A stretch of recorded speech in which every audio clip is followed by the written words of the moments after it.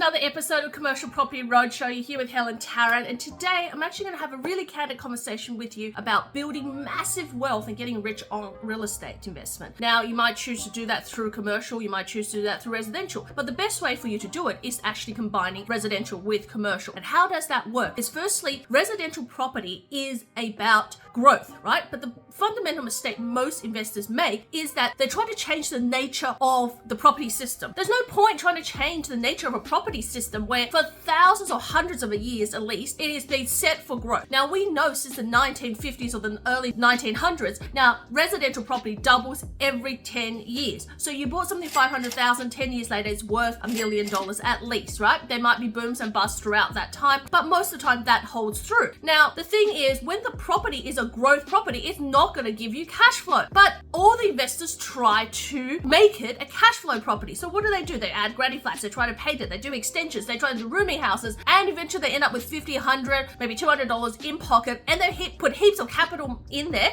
and they go, wow, I'm positive. But that's not how it's meant to work. The truly rich knows how to leverage. And if you really want to do the same and get rich and grow your portfolio faster and actually have a stable income so you're not worried about where the property market is going, then you need a combination of cash flow and growth. You need commercial along with residential, because commercial property is fundamental made for cash flow, regardless of whether it's buying in Sydney, Melbourne, or buying in regional areas. If you compare residential returns with commercial returns, you're going to find that the commercial returns are always going to be better cash flow wise. So if you're negative 1% in Sydney or 2% in Sydney when you buy a residential property, you're going to find the returns are going to be somewhere between 3 to 4% positive in commercial property. If you go to regional and you find that your returns are probably 5% net, you're going to find that commercial property is going to be 7% net. So in comparison, commercial property will always put more cash flow in your pocket. And that's really, really important, because the same circle of investment, you need to have residential along with commercial. So people out there say it's residential or commercial. People think, oh, I got to sell my residential to do commercial. You don't have to. What you need is a good strategy between commercial and residential as a conduit together, to work together so that you can continue to grow and continue to leverage. But one of the fundamental things that when you look and study, and this is one of the things I have spent a lot of time reading books, going to events, and looking at what the other people have achieved in similar industries. So when I look at commercial property and I look at property in general, what I'm seeing is those people who became wealthy through property, and we've got a few names,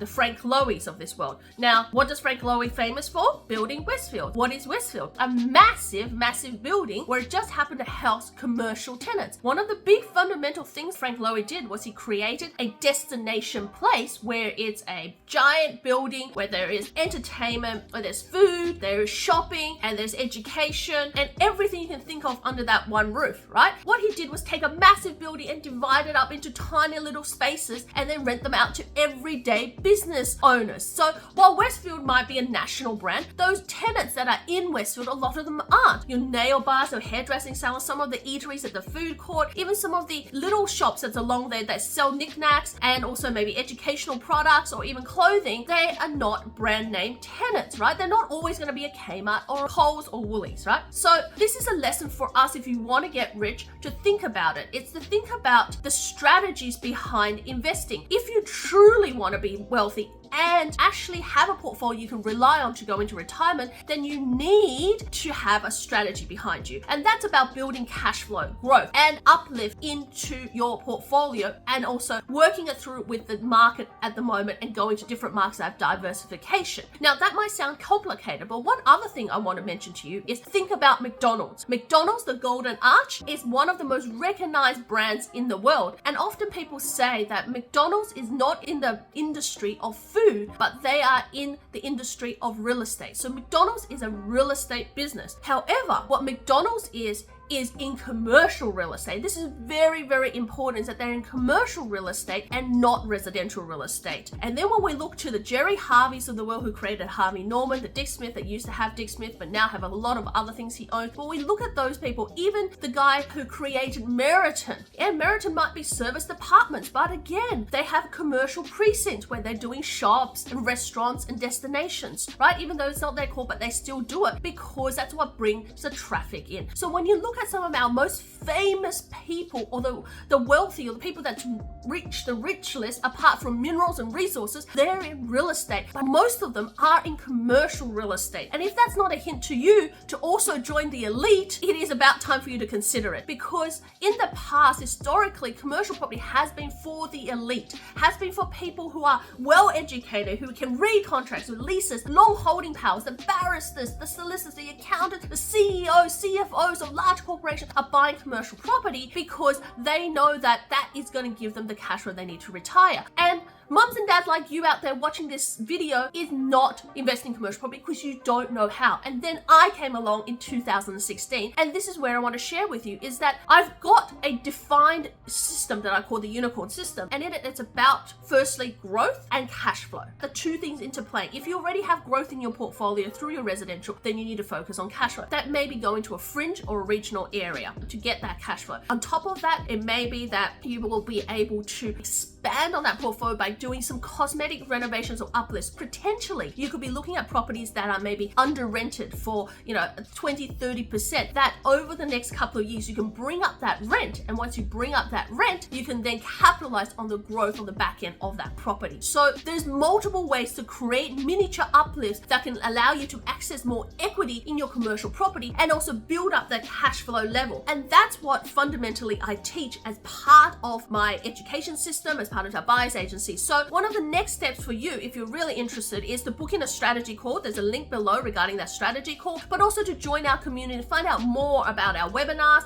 find out more about our live events, and so many more things out there that can help you to continue with your commercial property journey. But remember, if you really truly want to join the elite and become rich through property, then you need to have a strategy behind you, not just ad hoc investing, but combining your cash flow with growth is the most powerful way you can do that. That means you don't have to be the person who's always servicing. The property portfolio can be designed to service itself. That means when you have a growth property that may be growing 10 or 20% over a 2 or 3 year period, you've got a cash flow property having rental increases at 3 to 5%, which means that that cash flow with the dropping interest rate is going to mean that you're going to clear $20,000-$30,000 of cash flow, which adds to your servicing, allow you to draw down more on that equity to buy again. Combined, you can move faster. And if you buy one every 12 to 18 months and you continue that, not for 10 years, all I'm asking you to do is build 5 really, really good properties into your portfolio. Now, most people 3 is enough, but the reason I want you to leverage to 5 is at some point in the future, you're going to sell out part of your portfolio and you're going to pay down some of your debts. And you can do that if you leverage up to 5, end up selling 2 in the next 2 to 7 years, and depending on when you want to retire, maybe in 10 years or 15 years, and depending if you're going to use, your uplift strategies, if it's uplift, you can sell it in 2 years, and you're going to pay down some debt and re-leverage up again. So the true nature to success through property is not only combining cash flow growth and adding uplift,